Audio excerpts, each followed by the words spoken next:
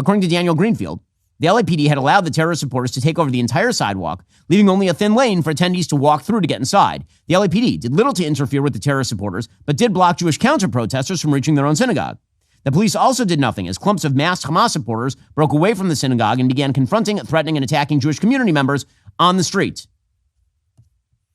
Again, this is really nothing new. Unfortunately, we saw this at UCLA as well. The statement from Joe Biden is utterly lacking. So Joe Biden put up a statement saying, quote, "I'm appalled by the scenes outside of Adass Torah Synagogue in Los Angeles. Intimidating Jewish congregants is dangerous, unconscionable, anti-Semitic, and un-American. Americans have a right to peaceful protest, but blocking access to a house of worship and engaging in violence is never acceptable." So I have a question. Let's say that this were back in Charlottesville, and Donald Trump had put up that statement, that he was appalled by the scenes in Charlottesville. Intimidating non-white supremacists is dangerous and unconscionable. Americans have a right to peaceful protest, but blocking access to people is wrong. Would that have been deemed enough? Or would there have to be some remark about the ideology, the evil ideology of the people who are actually doing this terrible activity? Joe Biden only is willing to comment on the excesses of the protesters, but never on the content of the protest itself, which is quite fascinating because you know if it were about white supremacy, he wouldn't stop there. It would be all about the evil of the cause. But the problem is that for Joe Biden and Democrats, because inherently they believe that the West is some sort of imperialist, colonialist power, or at least they're afraid of people who do, they won't say a word about the cause itself. They'll just say, don't do bad things. I don't like bad things. Bad things are bad. How about bad ideologies? Are bad ideologies bad? Or so long as those people are likely to vote for you, are those bad ideologies good? Mayor Karen Bass of Los Angeles did the same thing. She released a statement saying today's violence in the Pico Robertson neighborhood today was abhorrent. Blocking access to a place of worship is unacceptable. I've called on LAPD to provide additional patrols in the Pico Robertson community as well as outside of houses of worship throughout the city. I'll be meeting with Chief Choi tomorrow to further discuss the safety of Angelenos. Now, you notice that entire paragraph? I could read that whole thing, and you'd have no idea that this was Muslims attacking Jews. None.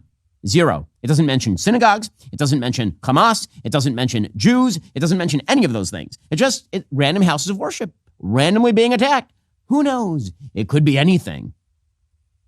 Then she says, I want to be clear, LA will not be a harbor for anti-Semitism and violence. Sure. Sure it won't be.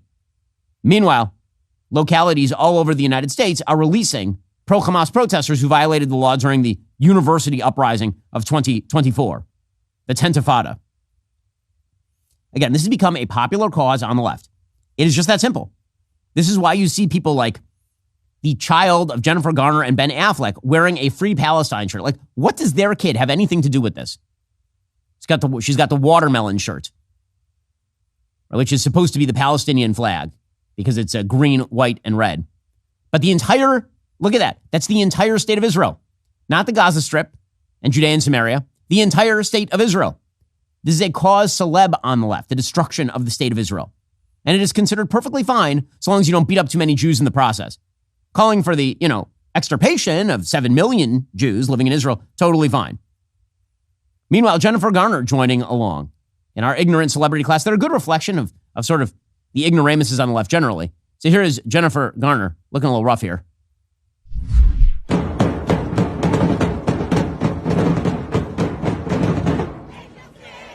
She is drumming confusedly with people who are wearing Free Palestine gear on a drum that has keffiyehs on it. We got it, ACFC. Don't worry. She's getting enthusiastic about that drumming now. And never before have I rooted for Jennifer Lopez in the Ben Affleck controversy, but now I'm beginning to. So again, solid stuff there from Jennifer Garner. Really, really, really good stuff. An eternal truth. Vegetables, bad to consume. They don't taste good. I don't know why God did that, but that's just the way that it happens to be. Well, I don't have to eat those vegetables quite as much anymore. Neither do you with Balance of Nature fruits and veggies. Balance of Nature fruits and veggies is the most convenient way to ensure you get your daily intake of fruits and vegetables. Balance of Nature uses an advanced cold vacuum process that encapsulates fruits and veggies into whole food supplements without sacrificing those natural antioxidants. The capsules are completely void of additives, fillers, extracts, synthetics, pesticides, or added sugar. The only thing in Balance of Nature fruit and veggie capsules are the fruits and the veggies. You need nutrients to function at your best each and every day. Balance of Nature will help you do just that. It's kosher, which means I can bring it with me on the road and keep me going strong. So head on over to balanceofnature.com, use promo code Shapiro, get 35% off your first order as a preferred customer. Plus, get a free bottle of fiber and spice. That's balanceofnature.com, promo code Shapiro. Again, balanceofnature.com, promo code Shapiro. Go check them out right now for the special deal. Now, again, all of this is because the left refuses to dissociate from a full ideology that suggests that a meritocracy is bad. Understand that the modern leftist hatred of Israel is simply a hatred of merit. That's all it is. Israel has spent every year since 1948 building up a successful state, a state that has something like $57,000 in terms of per capita GDP. Meanwhile, the United States and its allies have poured billions of dollars, tens of billions of dollars, into places like the Gaza Strip, into the Palestinian areas of Judea and Samaria. And in return, the West has been given hundreds of miles of terror tunnels and the wild popularity of Hamas. Now, the Western left suggests that that's because of exploitation and evil on the part of the people who spent their time actually building a successful state. This mirrors, of course, the leftist prescription when it comes to inequality in the West. Don't look to the individual action or the individual actor. Don't look to ideology. Look instead to the successful and blame them. It's obviously their fault. This is the philosophy of intersectionality in the West. If you're a member of a less successful group on any level, that means that the society itself has victimized you. And that particularly breaks down in terms of race. And so when you extend that to the Middle East, the Jews are the white people and the Palestinians are the brown people, as Cori Bush and AOC keep proclaiming. And all of this sort of stuff continues to be promoted by the Biden administration, which refuses to understand the stakes of any sort of ideological conflict here. So Tony Blinken is apparently now warning Yoav Gallant, the defense minister of Israel, calling on him to avoid further escalation on the Lebanon border, which is truly amazing. Because if you want further escalation on the Lebanon border, tell Israel to back off. Hezbollah has already taken weakness as a sign that they should move forward. As always, as I say, power abhors a vacuum.